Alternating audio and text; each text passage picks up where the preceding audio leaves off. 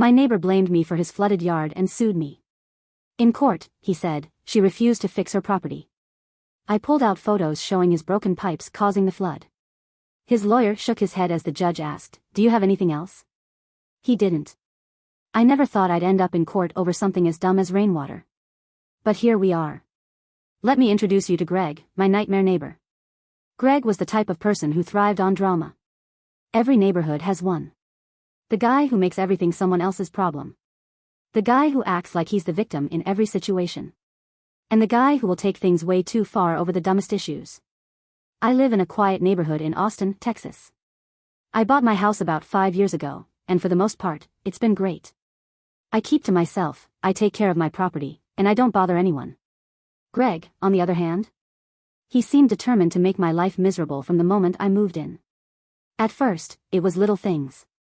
Complaints about my tree dropping leaves on his lawn. Dirty looks when I didn't roll my trash cans in fast enough after pickup. But things escalated when Greg decided that I was responsible for his flooded yard. It started after one of our big Texas rainstorms. The kind that dumps water on the city for hours. When the rain stopped, I walked outside to check my property. Everything was fine. No standing water, no flooding, no damage. But Greg's yard? It looked like a swamp. There were huge pools of water soaking into his lawn, his flower beds were underwater, and it looked like a full-on flood had hit his property. I didn't think much of it. Not my problem, right? Wrong. The next morning, I was drinking my coffee when I heard someone pounding on my door. I open it, and there's Greg, red-faced, yelling before I can even say anything. "This is your fault." I blink. "What?" He points at his yard. "Your drainage is broken. It's dumping water onto my property. You need to fix it."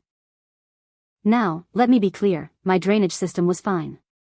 Water from my roof drains into my backyard and then flows away from our houses. I knew this because I paid attention to my property. I had never had a flooding issue. But Greg wasn't hearing it. "You need to fix this," he shouted. "If you don't, I'll have to take legal action." At this point, I should have laughed in his face. But I just shrugged. "Go ahead." And he did. A few weeks later, I got served. Greg was actually suing me. He claimed I was negligent and that my drainage system was causing severe property damage to his yard. He wanted $8,000 in repairs, labor, and emotional distress. I thought it was a joke. Who sues their neighbor over rainwater? But Greg was serious. I was pissed. I knew for a fact that my property wasn't the issue. But if Greg wanted a fight, I was going to give him one. What Greg didn't know was that I had proof that would completely destroy his case. See, after the storm, I had taken photos and videos of my backyard and his. Not because I was expecting a lawsuit, but because I had been thinking about redoing my landscaping and wanted to document the storm's impact. And guess what those photos showed? Greg's own drainage system was broken. In one of the pictures, you could clearly see a massive crack in one of his underground pipes, spewing water straight into his yard. The best part? I had a time-stamped photo of a plumber's truck parked in his driveway a week before the storm. Greg knew his drainage was messed up. He just ignored it. And instead of fixing his own problem, he decided to blame me. On the day of the hearing, I walked in ready for war. Greg showed up looking smug, wearing a cheap, oversized suit, acting like he had already won. His lawyer, on the other hand? He looked like he regretted taking the case. Greg's attorney started with a dramatic speech about how my property had caused irreversible damage to Greg's yard. He painted me as some kind of negligent villain, claiming I had refused to address my drainage problems and that Greg had suffered emotionally because of it. Then it was my turn. I stood up, walked to the judge, and dropped my stack of photos onto his desk. "Your Honor," I said, "I have evidence that my property is not the cause of this flood. In fact, the real issue is Greg's own broken pipes." I handed over time-stamped photos of my dry yard. Videos showing water flowing away from Greg's property. A close-up photo of Greg's cracked drainage pipe, with water gushing out of it. A photo of the plumber's truck in Greg's driveway, taken a week before the storm. The judge flipped through the photos, then looked at Greg's lawyer. Greg's lawyer took one look and immediately deflated. The judge turned to Greg. "Do you have anything else to add?" Greg opened his mouth. Then closed it. He had nothing. For the first time since this whole mess started, Greg looked nervous. He sat there, stiff as a board, staring at the photos like they might burst into flames. His lawyer was already shaking his head, probably realizing he had been fed a pile of lies by his client. The judge sighed, rubbing his temples. Mr. Gregg, this evidence directly contradicts your claims. Do you have anything to say before we proceed? Gregg's mouth opened and closed like a fish. He looked at his lawyer for help, but the guy just crossed his arms. Clearly, he wasn't about to make a fool of himself defending something so obviously false. Then, Gregg did what Gregg always does, he doubled down. This doesn't prove anything. Gregg blurted. His voice cracked a little, like even he didn't believe himself. The photos could be edited. She could have staged them. For all we know, she broke my pipes herself to cover her tracks. At this point, even the judge looked tired of his nonsense. Are you saying the plumber's truck parked in your driveway was also staged? The judge asked dryly. Gregg turned bright red. Well, maybe she paid the plumber to come to make it look like I had an issue. His lawyer actually face-bombed. I just stood there, arms crossed, letting him dig his own grave. Then the judge did something I wasn't expecting. He looked at me. Do you have any witnesses who can confirm these photos are real? I hesitated for a second before answering. Yes, I said. Actually, I do. Gregg snapped his head toward me. He hadn't seen this coming. Who? He demanded. I turned to the back of the courtroom, where another neighbor, Mrs. Carter, was sitting. Mrs. Carter was an older woman who had lived in the neighborhood for over 30 years. She was retired, always out in her yard, and saw everything. She stood up slowly and walked to the front. Your Honor, I saw the flooding, she said. It wasn't coming from her yard, it was coming from his. Gregg made a choking sound. I also saw the plumber at his house, she added.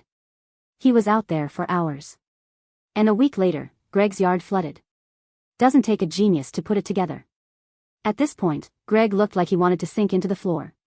But then he did something that caught me off guard. He leaned over and whispered something to his lawyer.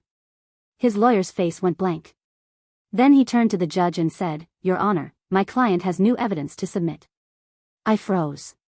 Gregg was pulling something out of his pocket. A folded piece of paper. His lawyer took it, smoothed it out, and handed it to the judge. The judge scanned it, frowning. What exactly am I looking at? Gregg smirked. The first sign of confidence he had shown since the start of this disaster. That, he said, is a professional assessment of her property. It shows that her backyard has drainage issues. Which means I was right all along. His lawyer nodded. This was done by a certified inspector. It proves that the flooding on my client's property is partially caused by the way water flows from her yard. Wait. What? This was news to me. I had never had a drainage inspection done. I stepped forward. Where did you get that? Gregg's smirk widened. Doesn't matter. It's official. I glanced at his lawyer, but the guy wouldn't look me in the eye. That told me everything I needed to know. Something was off. The judge set the paper down and looked at me. Do you contest this? My pulse was pounding. Yes, I said immediately. I had no idea this report even existed. I want to see the full details, including who conducted it and when. Gregg's smirk faltered just a little. His lawyer shifted in his seat. We can provide those details, Your Honor. The judge nodded. I'll need to verify this. Until then, we will hold off on any rulings. Then he turned to both of us. I suggest you both take this time to gather any additional evidence. We will reconvene next week. I clenched my jaw, but I nodded. Understood. Gregg just sat there, smug as ever. Something wasn't right. And I was going to find out exactly what he was trying to pull. I walked out of the courtroom furious. Gregg had just pulled a stunt right in front of the judge, and I had no idea how he even got that so-called official report on my property. But I was about to find out. As soon as I got home, I started making calls. First stop, the city inspector's office. I gave them my address and asked if any recent drainage inspections had been conducted. The woman on the phone paused for a moment before saying, Ma'am, there's no record of any inspections on your property in the last 5 years. I gripped my phone tighter. Are you sure? I'm looking at our records right now. If anything had been officially submitted, it would be here. That lying sack of garbage. Gregg had just presented fake evidence in a courtroom. I didn't know how he got it, but I knew one thing: he was in deep, deep trouble. That night, as I was scrolling through my notes and gathering all my real evidence for next week's hearing, my phone buzzed with a call from an unknown number. I almost ignored it, but something told me to answer. Hello? Silence for a second. Then a low voice on the other end. I need to warn you about Greg. My stomach dropped. Who is this? The voice hesitated. Then, I can't say. But I know what he did. That report? It's not real. No. No way. I shot up from my chair. Tell me everything. Right now. The caller took a deep breath. He paid someone to fake it. The guy's not even a licensed inspector, he runs some sketchy contracting business. Greg told him exactly what to write, and he printed it on a fake letterhead. I grabbed a pen. Who is he? The voice hesitated again. Listen, I can't be involved. But if you look up CNC Property Solutions, you'll find him. Then the line went dead. I just stood there, gripping my phone. Greg really thought he could get away with this. But now? I had him. I wasted no time. I looked up CNC Property Solutions, and guess what? It wasn't even a real inspection company. It was a small-time repair service run by some guy named Charlie Cooper. A guy with no licensing, no official certification, nothing. This was straight-up fraud. The next morning, I drove to the listed address for CNC Property Solutions. It wasn't even an office. It was a rundown storage unit on the outskirts of town. That's when I knew for sure, I was dealing with a scammer. I wasn't going to let Greg get away with this. I parked across the street and waited. If this guy was part of Greg's little scheme, I needed proof. After about an hour, a beat-up truck pulled up. A grimy-looking man got out and walked into the storage unit. I grabbed my phone, hit record, and walked up. As soon as I stepped inside, I saw piles of old paperwork, fake forms, and even blank letterheads sitting on a desk. Can I help you? The guy asked, looking suspicious. I smiled. Yeah. I was wondering if you could do an inspection for me. He relaxed. Oh, sure. I do all kinds of property reports. I played along. Even drainage inspections? He nodded. Yep. I can write up whatever you need. Bingo. I tilted my head. Even if there's no actual problem? His expression didn't even change. Look, lady, people need reports for all sorts of reasons. If you want something that says what you need it to say, I can do that. No big deal. I kept my voice casual. Is that what you did for Greg? His face immediately froze. Then his eyes narrowed. Who are you? I shrugged.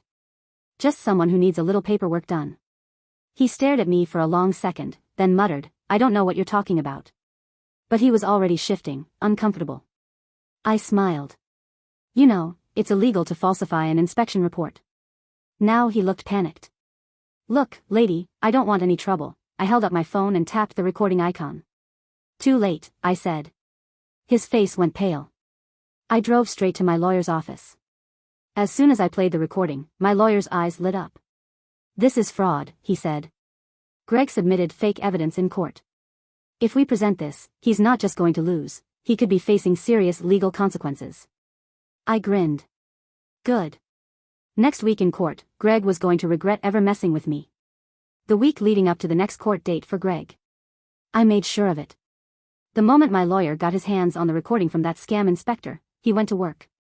We contacted the judge's office, filed a motion to introduce new evidence, and by the time the next hearing rolled around, we were locked and loaded.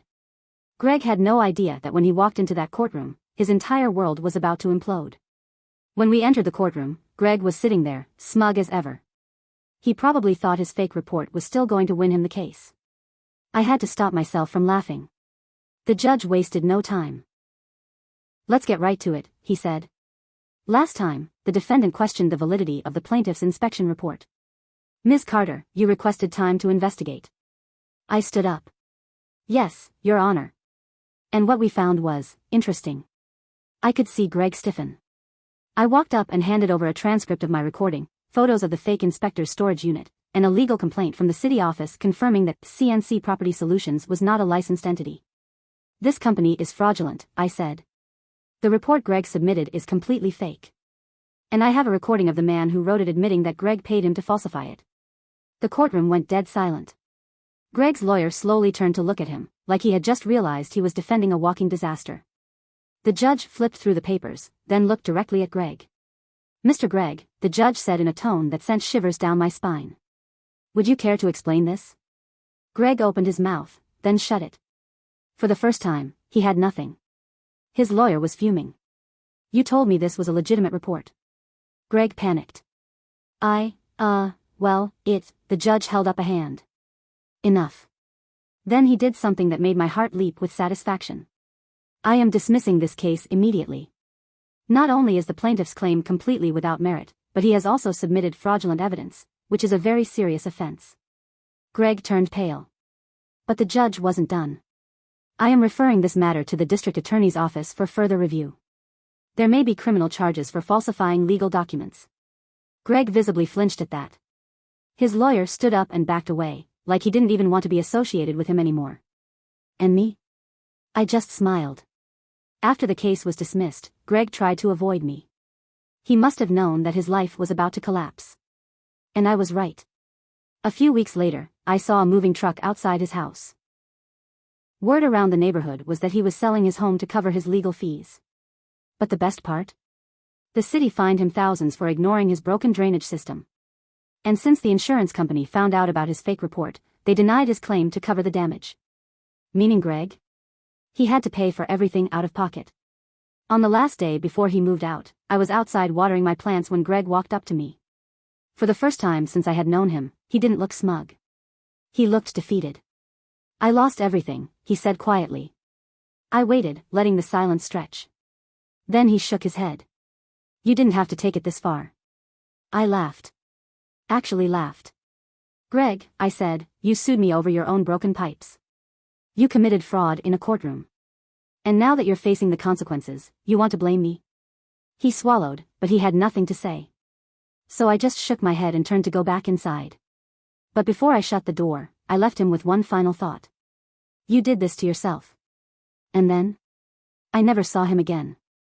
Looking back, I still can't believe how far Greg was willing to go just to scam some money out of me. If I had backed down, he might have won. But instead, he lost everything. The biggest lesson I learned? Some people will lie, cheat, and steal to get ahead. And when they do, you make sure they regret it.